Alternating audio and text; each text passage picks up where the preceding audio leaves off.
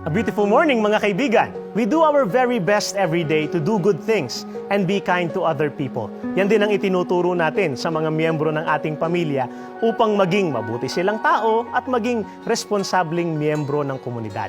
Tinuturuan natin ang ating mga anak, for example, na gumamit ng po at opo, maging magalang sa mga nakatatanda, maging matulungin, palakaibigan, masipag at marami pang iba. Ito pa, mga kaibigan, ang isa sa mabubuting bagay na dapat nating ituro sa kanila. Itong nakasulat sa awit 92:1. Ang magpasalamat sa Panginoong Diyos ay mabuting bagay. Umawit na lagi, purihin ang ngalang kataas-taasan. Mga kaibigan, huwag nating kalimutan na ituro sa ating sambahayan ang pagpapasalamat sa Panginoong Diyos. Dahil yan ay isang napakabuting bagay.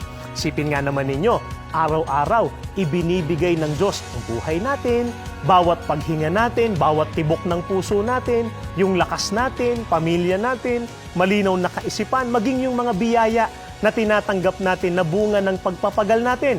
Lahat yan, mga kaibigan, galing sa ating Panginoong Diyos. Kaya marapat lang at napakahalaga na lahat tayo ay magpasalamat sa ating Panginoong Diyos. Ikaw kaibigan, ano-ano ang ipinagpapasalamat mo sa Diyos? Paki-comment naman yan sa ating comment section sa ibaba.